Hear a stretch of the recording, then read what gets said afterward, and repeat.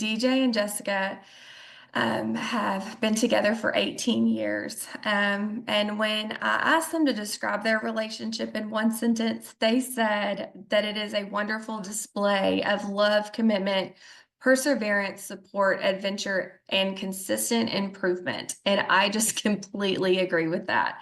DJ and Jessica, thank you again for joining us today. Tell me a little bit about what your relationship was like when you first met before HD. So we were in our early 20s. Jessica and I met at a bar, which cliche, right? I was there shooting pool, and she was there with friends dancing and celebrating her divorce. There was a live band, and when we would shoot pool, we would shoot for a pitcher of beer. And I hung onto the table for a few hours, so I won more beer than I could drink. They just started me a bar tab, and when I lost the table, I went walking around the bar, just trying to chew up some of that bar tab. And I saw Jessica out on the dance floor, and she was looking kind of uncomfortable. It looked like a guy was trying to get her knee pregnant.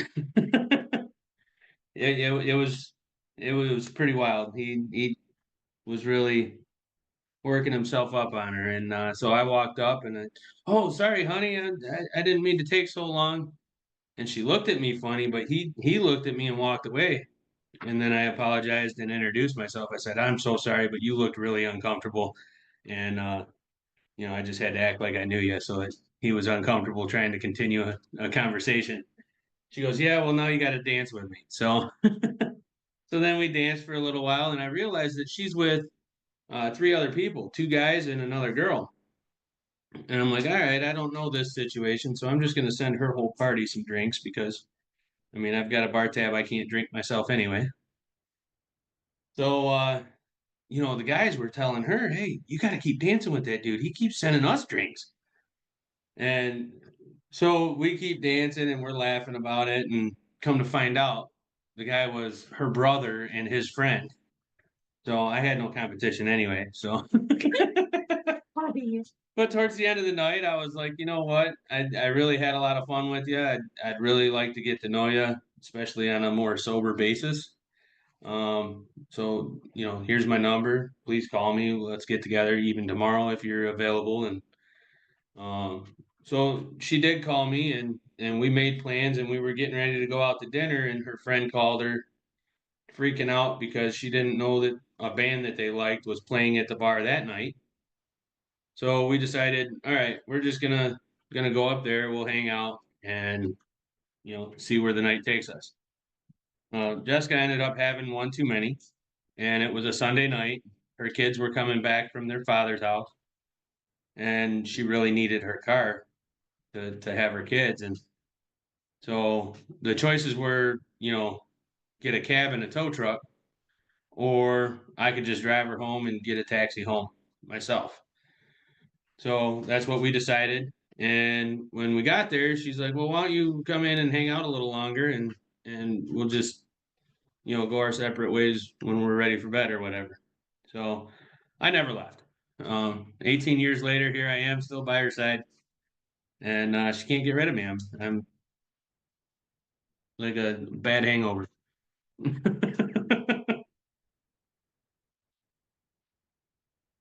Jessica, what was it like for you? From the beginning, I always loved DJ's red hair and his amazing. That's just, he'd always been really good with the kids, always out playing with them and making snowboards and teaching them different ways. Uh, Always outside playing with the. Oh, I can't figure. That's okay. You're right here, teaching them every step of the way. We have always been a good united front with the kids, uh, and he has always made sure that I was equally respected.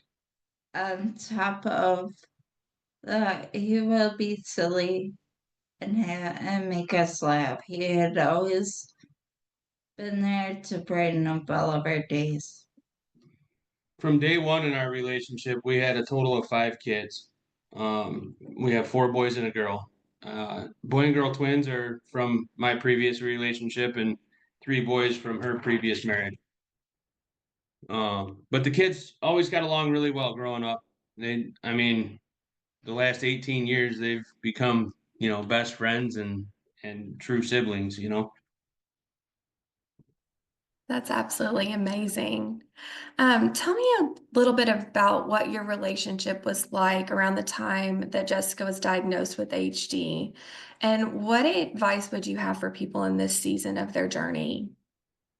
Well, throughout our entire relationship, you know, I was introduced to HD in our relationship. I met her mom in end stages and also her aunt.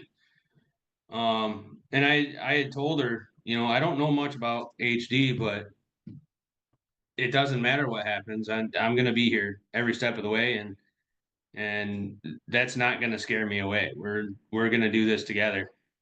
And we didn't really talk a whole lot about it. Um, that wasn't until around like 2015.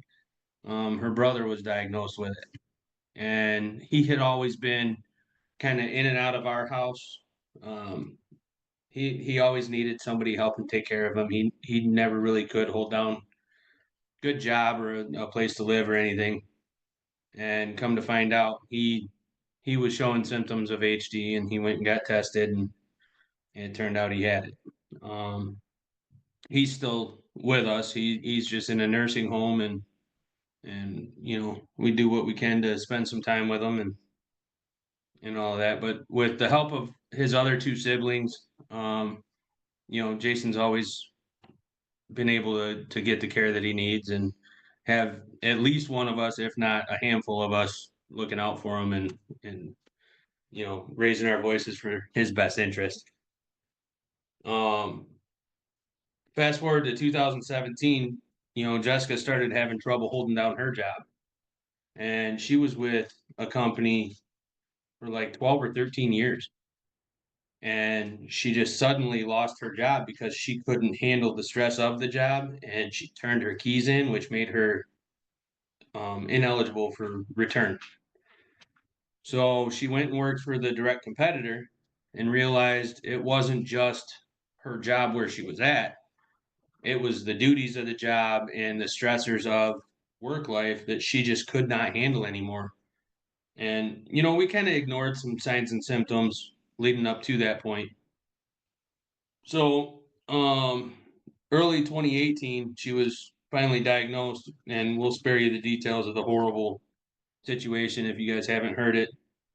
She had a horrible time getting tested, but finally she did get her results back, and she has a CAG repeat of 49. Um, it took a little while to get over that experience. And then, we kind of started getting involved a little bit, and we found Help for HD, and it has changed our lives. A friend of ours had invited us to the Detroit event, and I mean, it's taken over our lives since then. We absolutely love Help for HD. It's been life changing, um, just incredible. But I will say, if anybody is looking to get tested, we did have a recent experience with our second oldest son getting tested, and he went through HD genetics, and they were absolutely phenomenal. They support you through the entire thing. They're there for you. You feel respected. You feel like you have the support you need, and that's the most important thing. Absolutely.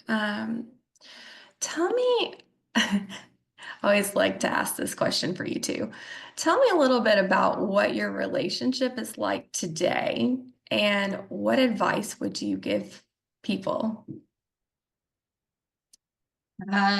One thing that has never changed about DJ is that he's always been a strong caregiver for the kids while our oldest is autistic and every need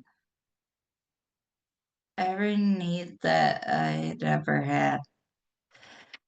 He always stepped up to the plate to take care of us, and I believe he always will. One thing that has never changed about Jessica is that big, beautiful smile of hers. She can light up a room when she's not spitting gum out at me. Always. Um, you know, I'm sorry, I got lost. She's got me reading off a paper here. She's always been full of love and concern about everybody in the household. And now that we're at the point in our lives where we don't have children anymore. We have 5 adults. Our youngest still lives with us, and since we've been attending the Help for HD conventions, um, we've been getting ourselves into a lot more traveling and adventures. Jessica had a bucket list trip that we did. She did a whole bunch of fun stuff, parasailing and going up in helicopters and big Harley trip and all kinds of fun stuff. Um, so yeah, now we've started putting together a new bucket list, and we're looking forward to ways we can cross off new items and add new items on. And I could talk on and on forever about our relationship and how it has changed our lives along the way. But this event's about Huntington's disease and the impacts that it has on relationships. And Huntington's disease is just something that we deal with in our relationship. It doesn't define us. It doesn't change our relationship. It changes aspects, but it doesn't change our relationship. We're closer than ever. There's a lot of times where she looks at me funny because she has a thought that she's having trouble getting out, and I complete that thought for her. She's like, "How did you know what I was saying? How did you understand that?" That intimate bond that we have, our souls are connected. And love or hate me in that day, we're gonna get through it. We're gonna be by each other every step of the way, and that's just the way it's gonna be. And if we were to talk about intimacy, a lot of people do think sexual intimacy, and you know, there's a lot of things with Huntington's that can change your sexual well-being, and that's been talked about earlier today: hypersexuality, hyposexuality. If the changes are causing a problem in your relationship, do not hesitate to talk to your medical professional. It could be a medication thing. It could be something that medication can fix, or lowering your medications can fix, or even there's sexual counselors. There's people that can help you, and we just advise that you seek whatever help you might need, and go forth that way. However, I can't go through one of these things without telling everybody, we like to live our lives for the day that we're in. We live life for today. Tomorrow's not promised. And a phrase that we've been known to live by is fear does not stop death. It stops life. And you can't let your fears hold you back. You can't let your fears, stop you from living your life for the day that you're in. Tomorrow's not promised. Um, you know, but the love that you can get in this community and the fun that you can have if you just let go of your fears, um, you know, life is great Yeah, it is. every step of the way. I've absolutely loved your quote about fear does not stop death, it stops life. That's been something that has resonated with me since I met you guys. We have just a couple minutes to wrap up, and I just kind of wanted to share a little bit about when I met Jessica. It was in Houston, and I commented about how perfect her eyeliner was. And she said, "Thanks. DJ did that. He's really good at it because he's painted model cars before." And, it was just, it resonated with me still today. And DJ's constantly worried about curls and makeup. And I just love how much you appreciate self-care. Nails, right. We just What got the nails advice done. I didn't do them, but we just got them done. What Yeah. advice, DJ and Jessica, would you have if somebody wants to learn more about, say, learning about hair or learning about makeup? You know, don't be shy. Talk to people who know what they're doing with it, or act like they know what they're doing with it, or I learned about her hair from taking her to get her hair done, and I stood next to her while the hairstylist was actually styling it after coloring it. And I'm like, look, I am stupid when it comes to women's hair. I need to learn from you how to do this for her when we're at these events and stuff. Please show me what you're doing so that I can understand. And then I went as far to ask her, please text me all the stuff you're using. I bought the same curling wand. I bought all of the hair products that she was using. Like, I knew the stuff worked. I just needed to learn how to work it. But I mean, don't be shy. I did make a comment to her one day about, well, I've always painted model cars when I was a kid. Why can't I paint your eyes? I mean, it's the same thing. Fine lines, just be careful with it. And there's Uh, there's makeup wipes. There's baby wipes. I'll go and wash my hair too. He'll wash my hair and he'll give me the best massage on my head. I'm like, feels good. Yeah, she doesn't have to wash her own hair anymore. She gets a scalp massage every time she wants her hair washed. So, she's got a walk-in tub now, and I'm absolutely spoiled. So, in closing, what I'm hearing from you guys is I am one my of the lady's. things I'm hearing is a humility to learn, which I think is such a good thing, a willingness to learn Yeah. about things that we Yeah. might not know about. And I think we should all have a commitment to learn new things. And that just helps us be connected with our spouse and just true Yeah. friendship and adventures and just living life. And figure out how to just be happy for today. Yes, Tomorrow's yes. another day. You'll have to find your happiness tomorrow, but be happy for today. And if you learn to be happy today, it makes it easy to be happy tomorrow.